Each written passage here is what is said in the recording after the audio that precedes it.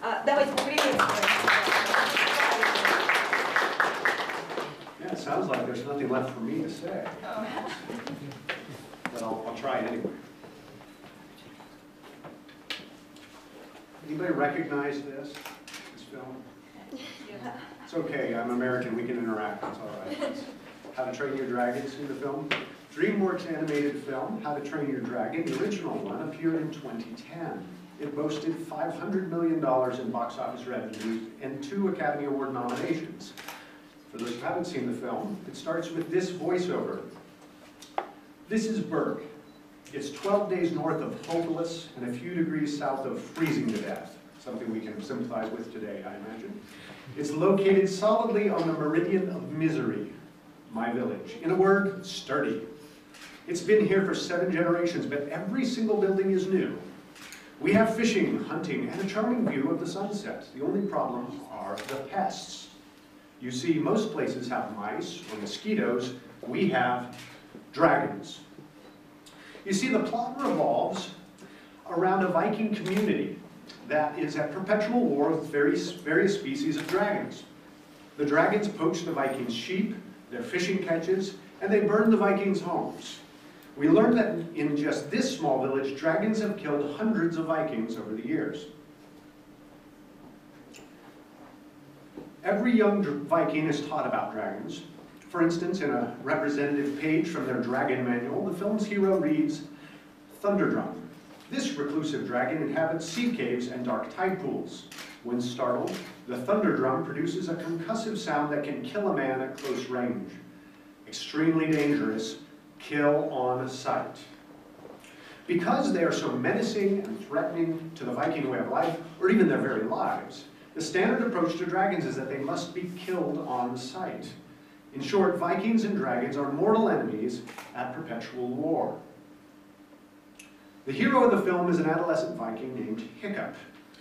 Hiccup is an adventurer with a curious mind. He cannot rely on his brawn, his strength, so he uses his intellectual gifts to build a weapon to bring down a Night Fury, the most feared dragon of them all.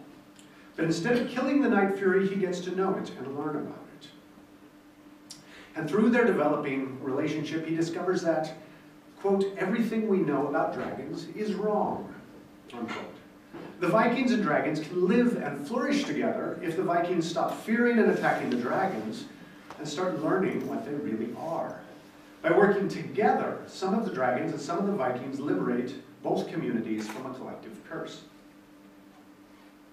Hiccup discovers that the dragons had been attacking the Vikings, spoiler alert, as they say, because they had been forced into the service of one enormous monster. This guy here. Sorry, videographer.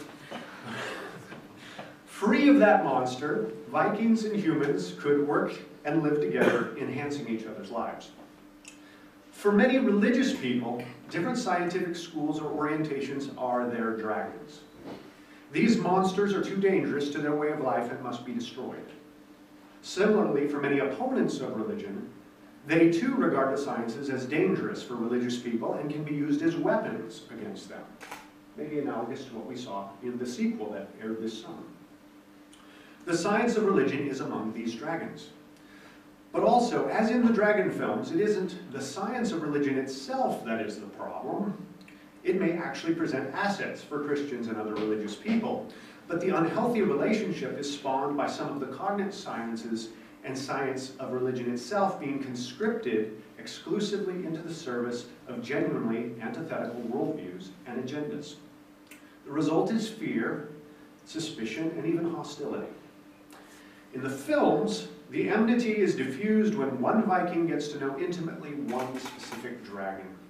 I propose to do something similar, to help you to know a little bit about the science of religion, particularly the cognitive science of religion, better so that we can understand its true challenges or promises in helping us understand religion, to better know what it does and does not do, and maybe to remove some of the fears or threats between it and religious belief and practice. So I start with a simple problem. Why are religious beliefs essentially universal? Robert Macaulay wrote in his book, Why Religion is Natural and Science is Not, Quote, religion, like technology, arises in every human culture. Religion is a universal phenomenon among human groups, which may well have existed from very nearly the emergence of our species in prehistory. Okay?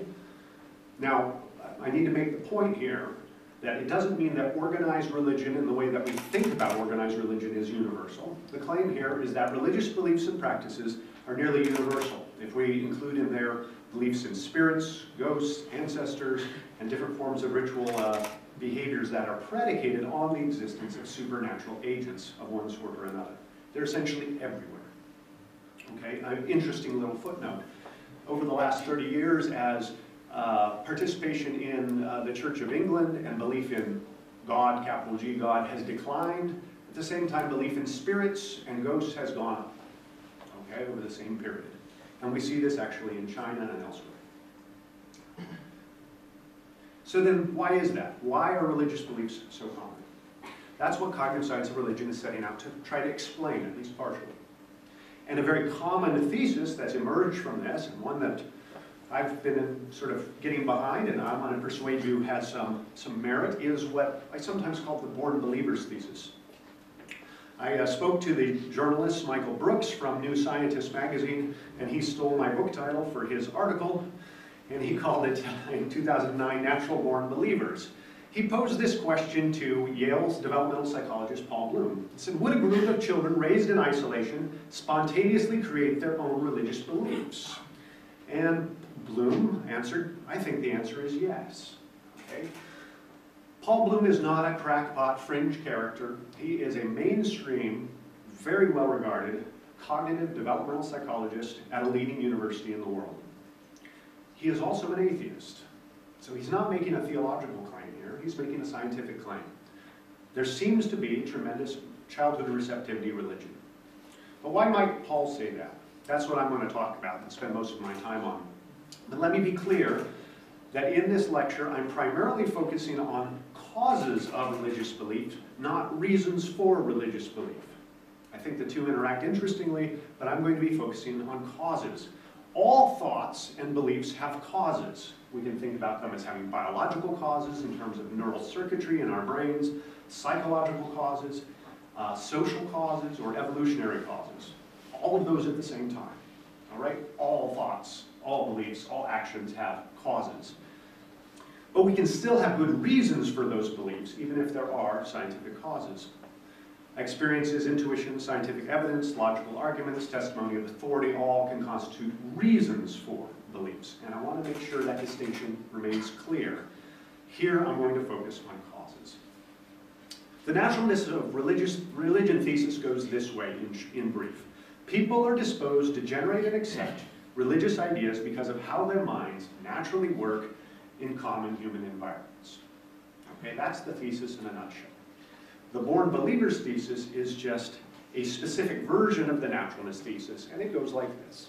The natural dispositions that make people receptive to religious thought and action develop early and are strong in children, making them particularly receptive to religious thought and action. Okay? Think of it this way. Again, my apologies to the camera. Anybody recognize what this kind of thing is? A few of you are nodding, most of you are not. It's all right, maybe your necks are tired. This is a preschool toy.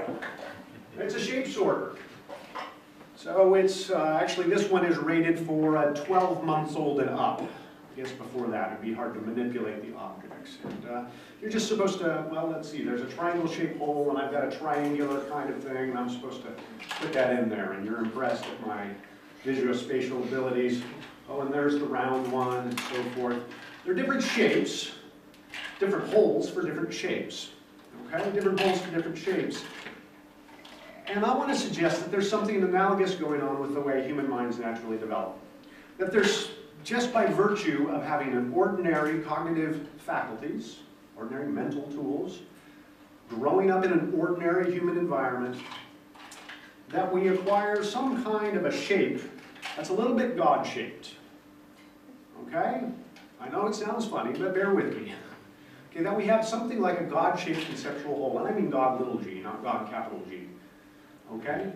And it doesn't matter what color the shape is. It could be a red shape, or a blue shape, or a green shape, or a purple shape. What matters is that it fits that conceptual space the right way, okay? So different gods can fit that shape, so culture matters to fill that gap, but there is a natural space. Okay, that's my thesis. Let me explain to you why I got there. But let me also put you at ease.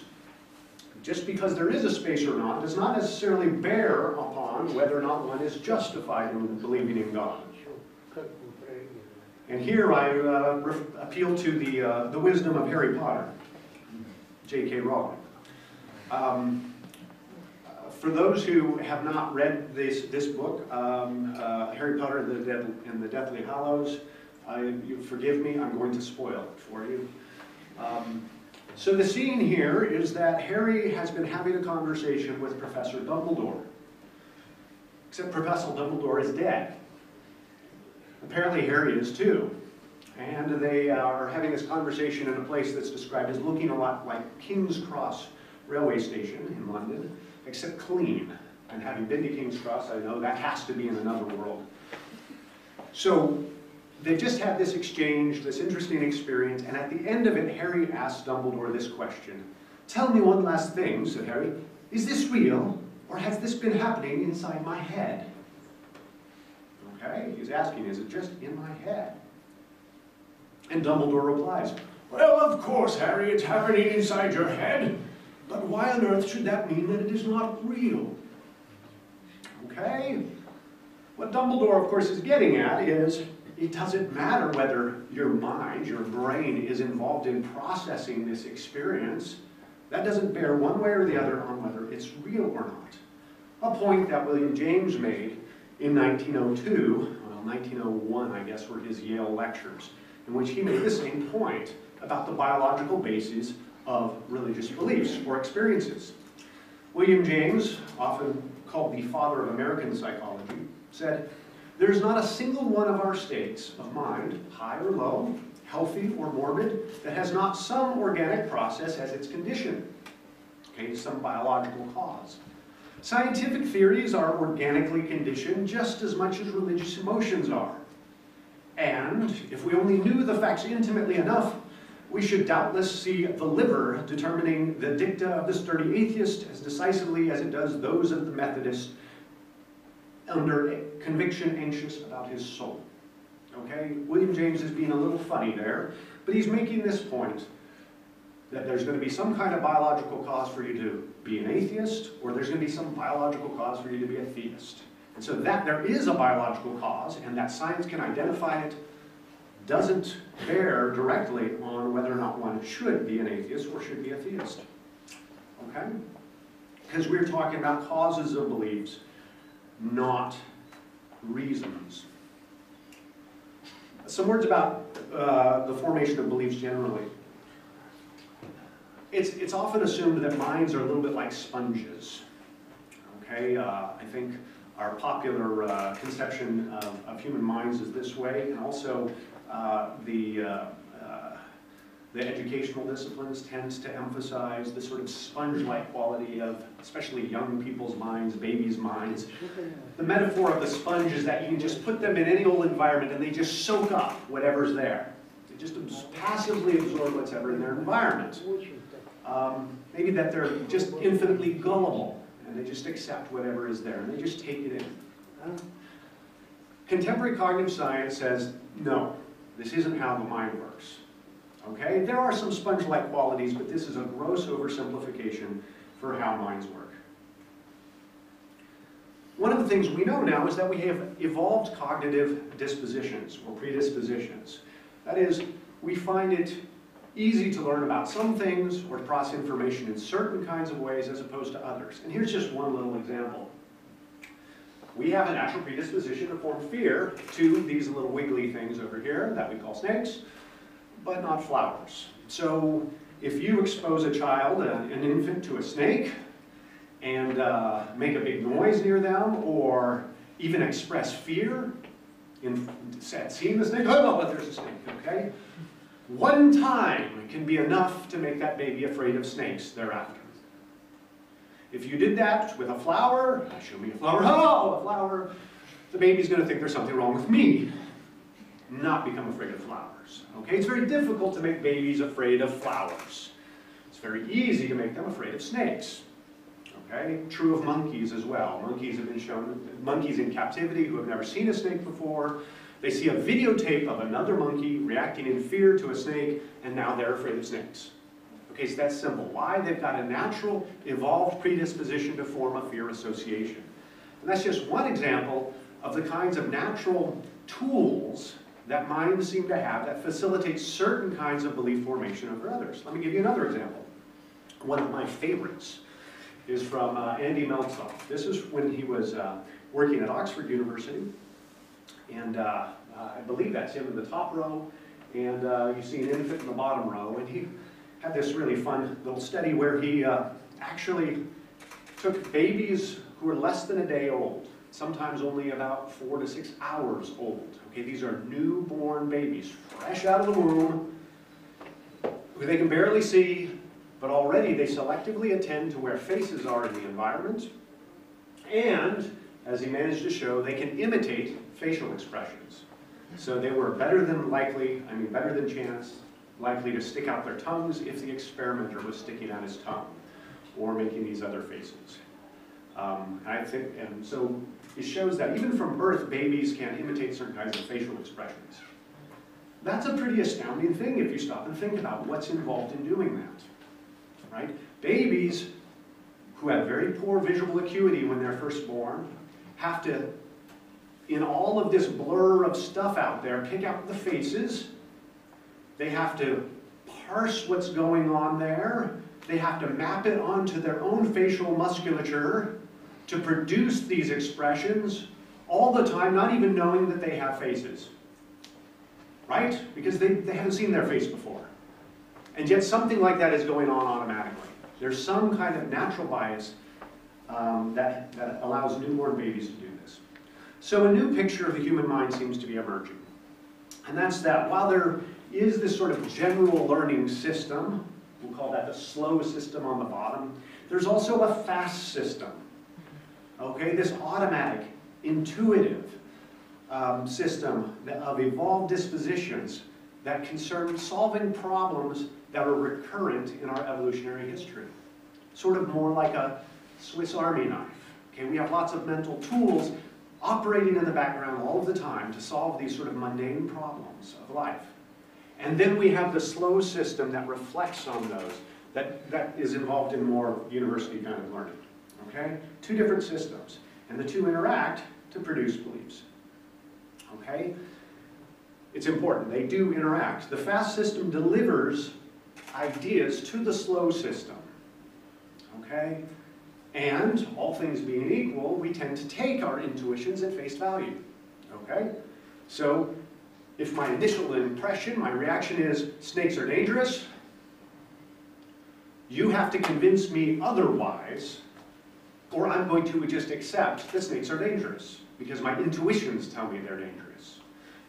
Anybody here afraid of spiders? Okay? And does it matter when people explain to you that a particular spider is not dangerous? No. Like those big scary tarantulas? Really harmless things, right? But you're still not going to let it crawl on your arm. Okay? Your intuitions tell you this is a dangerous thing, and it takes work to override that. Okay? The point is the fast system gives us these intuitions, and we accept them until we have reason to think otherwise. Okay? And those are our reflective beliefs. Oops. Let's see. Yeah, another little example here that I think is kind of funny. Because, and this comes from the area called folk taxonomy. Simple question, which two of these animals are biologically more similar to each other? You don't have to answer, it's okay. I just want you to think about it. What does your intuition tell you? Because it turns out people all over the world have the same intuitions. Again, with apologies to the camera, my guess is you probably think these are the most similar biologically, right? That's what your intuitions say. And then these these troublesome biologists come along and tell us that it's actually these two. Because this one is a marsupial. And for some reason, having been marsupial as opposed to a placental mammal makes all the difference to the biologists. Okay? But to the folk, no, the two things that are fluffy and hang out in trees and have the nice ears and eyes, those are more similar to each other. This just illustrates we all have the same kinds of heuristics for categorizing animals in the natural world. And they don't come from science. They come from our intuitions and living in the sort of worlds that we live in. Okay? So all of those add up to this whole suite of what I sometimes call mental tools. Part of that fast system. And so an interesting question then is, could these mental tools predispose people to believe in gods? And I'm going to say yes, okay? I think they do. You might wonder too, might one or more of these mental tools have evolved for believing in gods? I don't think so, but some of my colleagues actually think the answer to that one is yes, but I'm going to say probably not. Okay? What are some of these mental tools that might be relevant? One of those that you've already been introduced to, if I understood right, because I have such good Russian skills.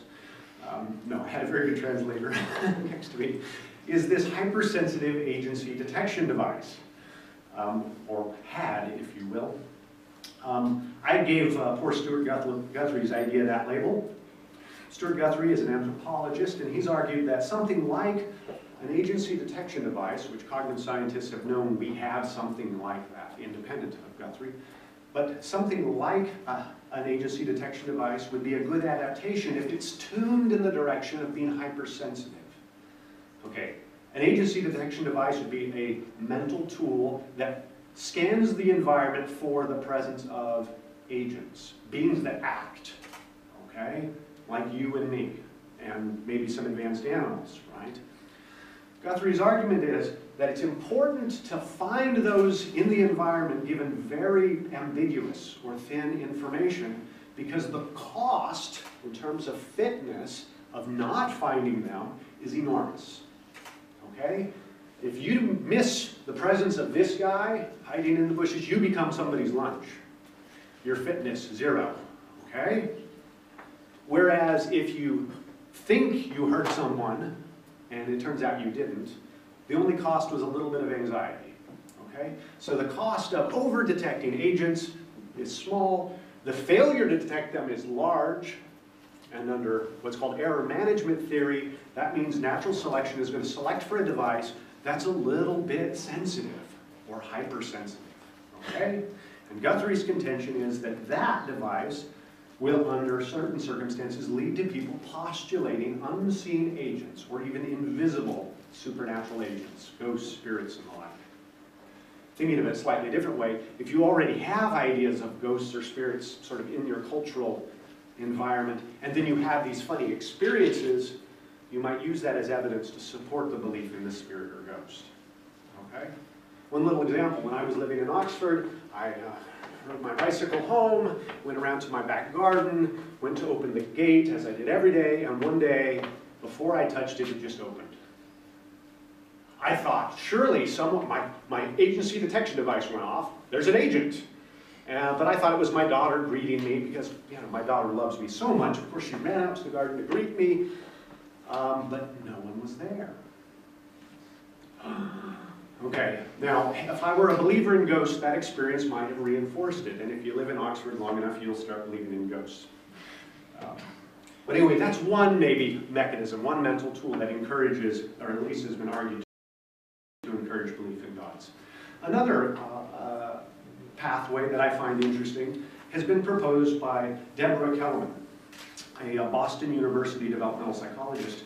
Kellerman has shown through dozens of studies now that preschoolers tend to see aspects of the world as purposefully designed and regard an intentional being, an agent, as being behind that natural design.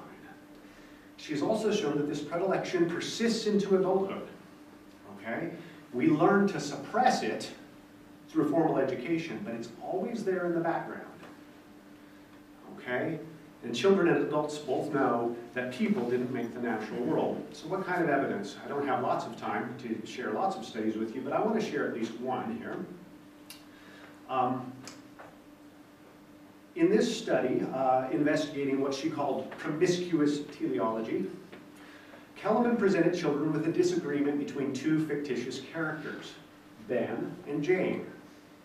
One argued that a number of things was made for something. The other character disagreed. Children were shown a photograph of each object and a picture of Ben and Jane. So here's an example of an item. See this? This is a tiger. I show a picture of a tiger. Ben says a tiger is made for something. It could be that it's made for eating and walking and being seen at the zoo, or it could be that it's made for other things. Ben is sure that a tiger is made for something, and that's why it's here. Jane says that's silly. A tiger isn't made for anything. Even though it can eat and walk and be seen at the zoo, that's not what it's made for. They're just things it can do, or people can do with it. Jane is sure that a tiger can do many things, but they aren't what it's made for, and they aren't why it's here. Point to who you think is right. Ben, who thinks a tiger is made for something, or Jane, who thinks that's silly because a tiger isn't made for anything. Okay, clever little design there, all counterbalanced and everything else, good methodology. And what was found by Kellerman is that children prefer the purposeful, the teleological, the design or purpose-based explanations. Okay? Children also spontaneously generate these explanations themselves. Okay? So it looks like in childhood there is this tendency to see design in the natural world, to think that tigers are made for things, and that's why they're here, that rivers and mountains and trees and the like also have purposes, and the best explanation for that purpose is that someone is behind it and designed it. This is an old story in some ways. Jean Piaget thought something very similar back in 1920. Okay? He called it childhood artificialism. This was the idea that children thought that the natural world was made by people. That people built Lake Geneva, for instance, where he was working. And that God was just the name of one of the people. Okay? Until they were about 8 or 9 years old. His argument was God was maybe the foreman of the building crew, but was just a human being. More recent studies have suggested, no, actually by the time children are 4 years old, they understand that people can make chairs, and they can make buildings, and they can make cars, but they can't make tigers, they can't make mountains, they don't make lakes. Turns out they do make lakes, but children don't know that, okay? All right, so childhood artificialism, not right, but that basic idea that children see design and purpose anywhere seems to be. So what other mental tools might encourage belief in gods? I think actually our theory of mind system. This is a common system. Lots of developmental psychologists know about this. It's important for human-human interactions. This is the device, if you will, the mental tool that helps us read each other's mental states, our beliefs, our desires, and connect them to actions. Okay? As far as gods have minds, then you need a theory of mind to be able to understand gods, the beliefs, desires, and activities of gods as well. One of the interesting features of this theory of mind system seems to be that early in development, it's tuned toward over-attributing knowledge, over-attributing perceptual access. What do I mean by that? Well, consider the false belief task, which is sort of a classic task in this area, sometimes called the surprising contents task. Children are presented with a familiar container, like a cracker box in one case.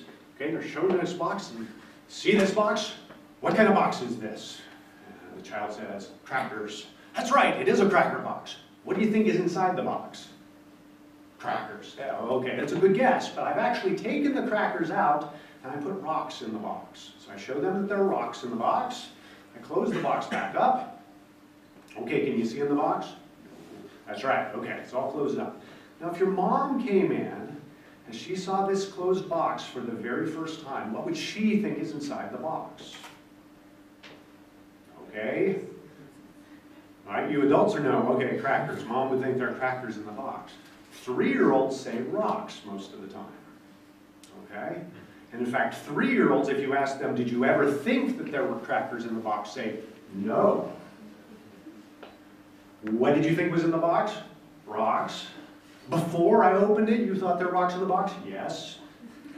Because it looks like most 3-year-olds don't have a firm understanding that beliefs are representations of what could be the case, instead of just a mirror of what is the case in the world. They seem to think that beliefs are infallible, a little bit like the beliefs attributed to gods. So a question I wondered is, how would children act in this task if we asked them what God would think is in the box? Right? If Piaget was right, before they're about 8 or 9 years old, they're going to treat God just like a human being. But that's not what we found. What we found is that the youngest children, 3 and 4-year-olds, attribute knowledge to everybody. By the time they're about 7 years old, 6 or 7 years old, then they start understanding that mom or a human being would not know what's in the box, but God still would. The data I'm showing you here are actually from a replication of the original studies I did with the Cracker Box. These were done with one of my student collaborators, Nicola Knight, in Mexico on the Yucatan Peninsula with Mayan children. Okay, Yucatec-speaking Maya children.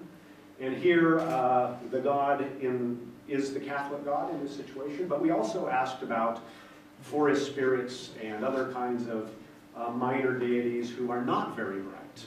And one of the fun things we found there was all of the gods and the human beings and animals were all treated as super knowing by the youngest children. And then as they get older, they start figuring out who would still know, okay? So they err in the direction of attributing knowledge to everyone. The upshot here is that it took children 3 years longer to get their mom right than to get God right on the task. It's easier, conceptually in some ways, to solve this task when thinking about a super-knowing God. Okay? That's kind of fun. We've recently replicated this task in China, asking about other cultural agents like Sun Wukong, who is a sort of semi-divine monkey kind of god, legendary character.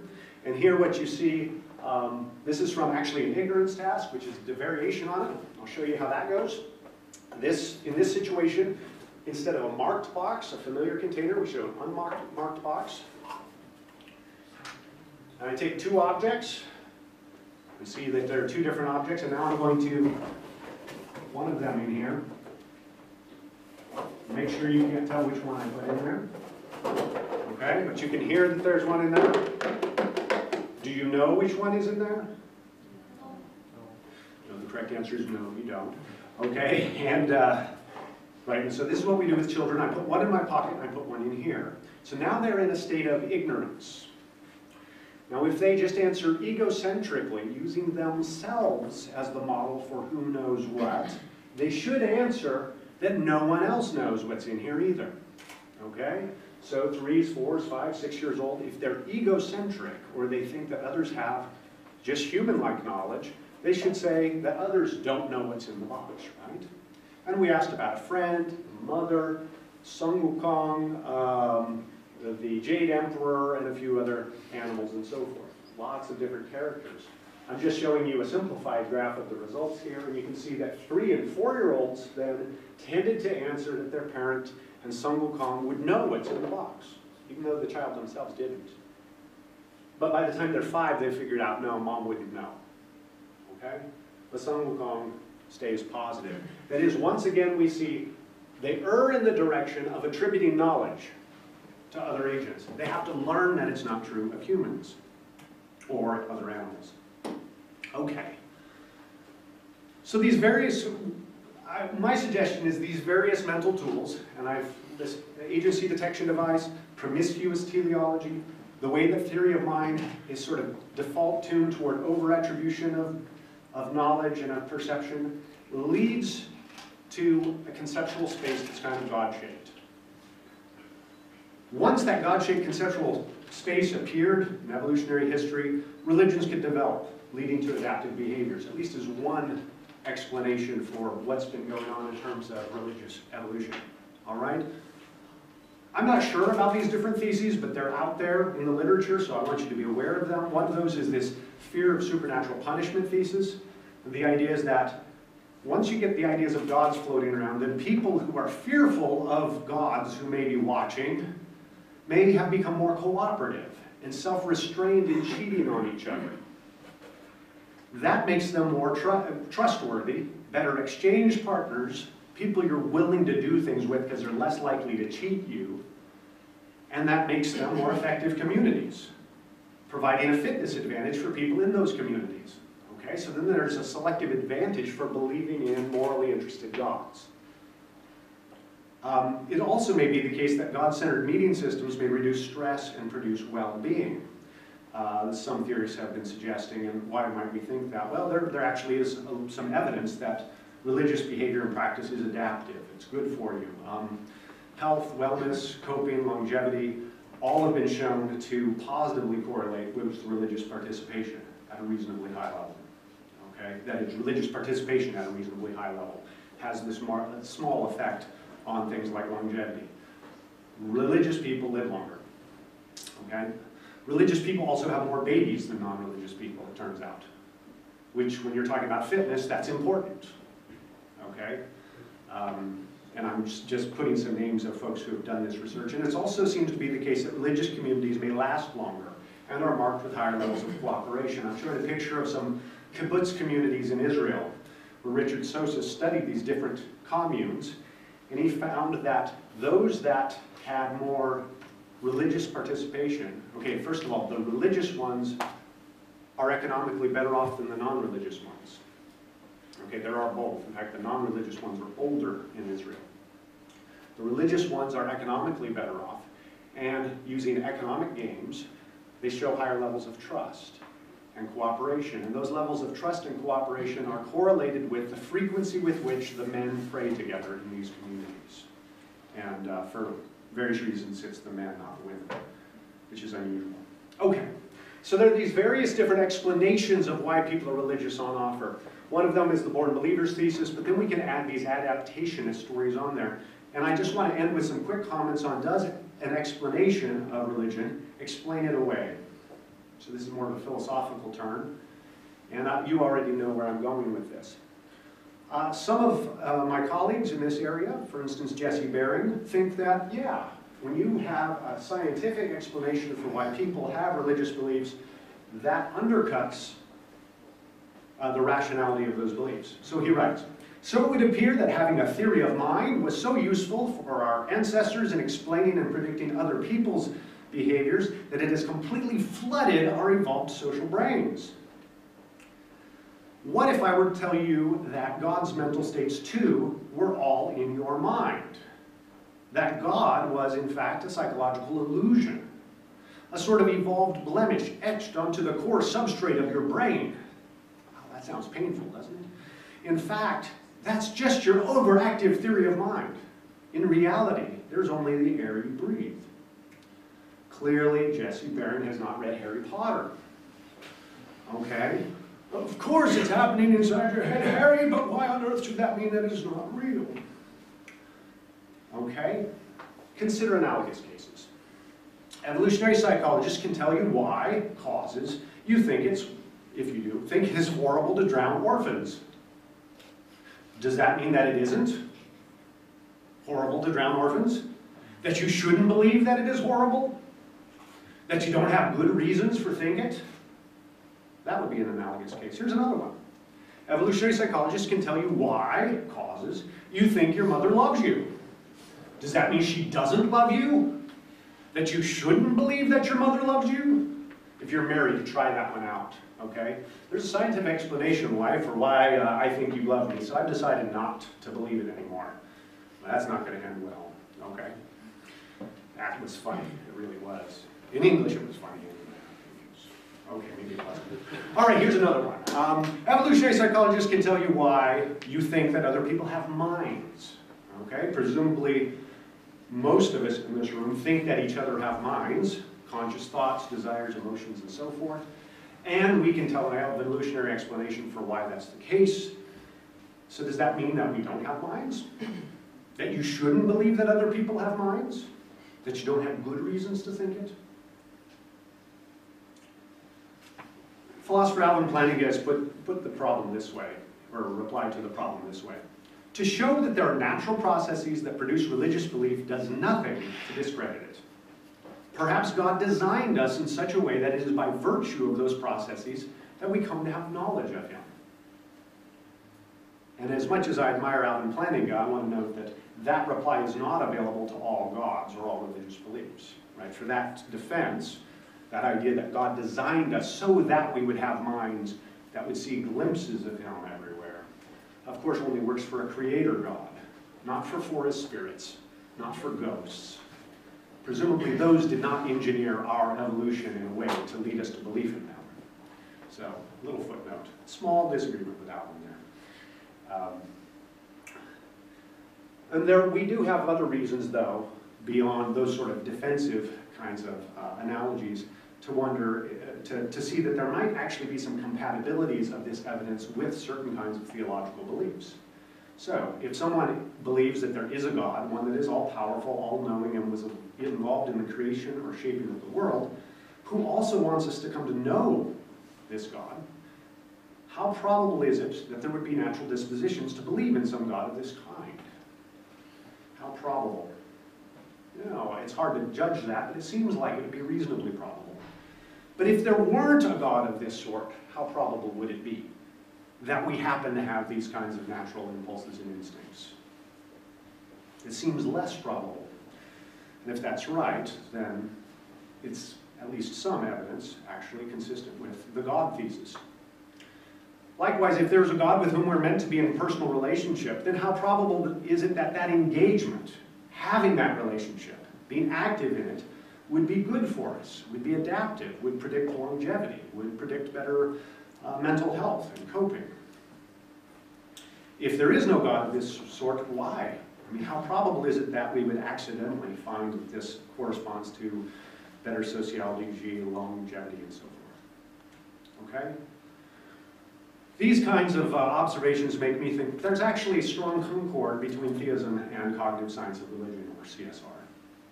I had to throw in another picture from that book, but I thank you very much. These are books, if you are interested in the subject and want to read more. Two of them are mine on either side, but also The Believing Primate, edited by Jeffrey Schloss and Michael Murray. I understand Jeffrey Schloss is on his way to Moscow at some point here. I highly recommend that book. It's mostly philosophers and theologians reflecting on the sciences. So I thank you.